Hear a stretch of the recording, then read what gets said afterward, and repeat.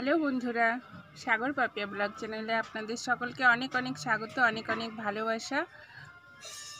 তো আজ শুভ সকাল বা গুড মর্নিং কিছুই বলবো না, কারণ অনেকটা বেলা হয়ে গেছে, বাইরে রোদ্দুর ঝাঝা করছে। আর এই যে ডগিটা 4খানা বাচ্চা দিয়েছে।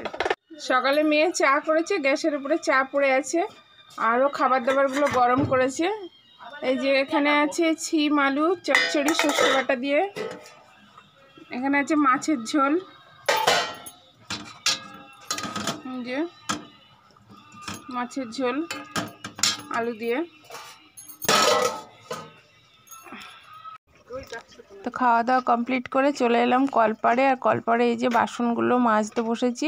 রোদ্দুরটা দেখেই বুঝতে পারবেন আর একটু দেরি হলেই পুরো রোদ্দুর কলপাড়ে চলে আসবে, আর তখন রোদ্দুরে বসে বাসন মাজা যায় না, বাসনও শুকিয়ে যায় আর মাথায় প্রচণ্ড তাপ লাগে। কিছুটা রোদ চলেও এসছে, তো তাড়াতাড়ি করে বাসনগুলো মাজা ধোয়া করে নিই।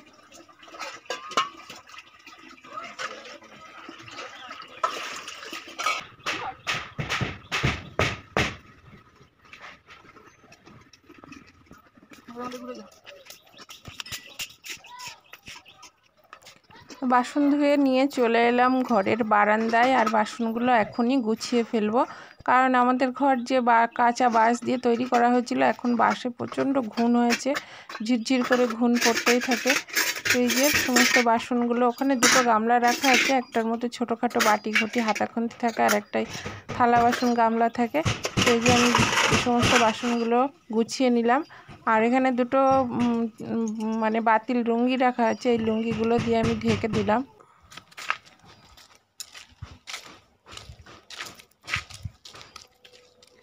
মানি পার্স নিয়ে নিয়েছি, যাচ্ছি মেয়ে আর আমি দোকানে ডিম আনতে। দেখি ডিম পাই কি, এই দোকানটায় আবার সব সময় সব কিছু পাওয়া যায় না। তো চলুন যাওয়া যাক। আর আগের একটা ভিডিওতে শিব মন্দির কমপ্লিট হচ্ছে দেখিয়েছিলাম, তো শিবরাত্রি তো চলে গেছে, মন্দিরটা আবার একবার দেখিয়ে দিই। এই রাস্তা দিয়েই যাচ্ছি। ওয়াও, ভোলেনাথ কি সুন্দর লাগছে, মানে মহা শিব শঙ্করও দ্বিগুণ সুন্দর হয়ে গেছে। তো এই দেখুন মন্দিরটা, আর এই যে আমাদের ভোলে বাবা।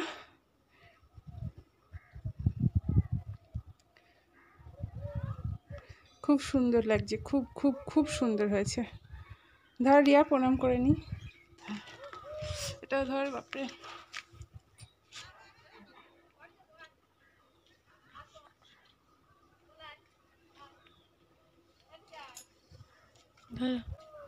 তো এই যে শিব মন্দির,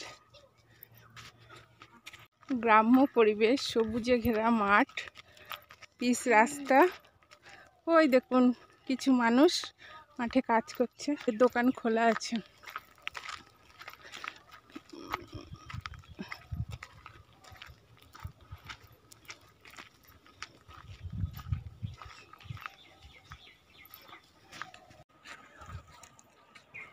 ডিম নিয়ে নিয়েছি কচু নিয়ে বাড়ি যাচ্ছি।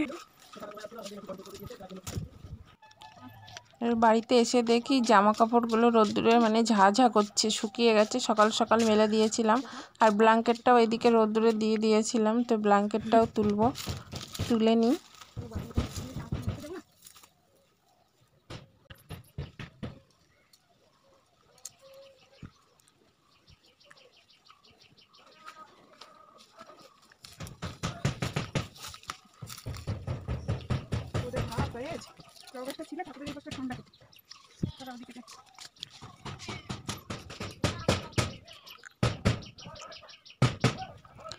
পাশের বাড়িতে ঘর ঠিক করছে, তো মিস্ত্রি কাজ করছে, ওখান থেকে খটখট খটখট আওয়াজগুলো আসছে।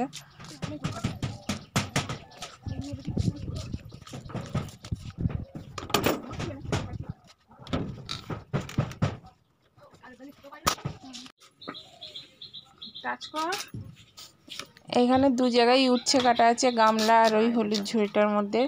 তো ওটা মেয়ে কেটে দিয়েছিল, আর আমি যে তখন কচু নিয়ে আসলাম, এগুলো হচ্ছে শোলা কচু। তো আমিও কচুটা কেটে নিচ্ছি বসে বসে।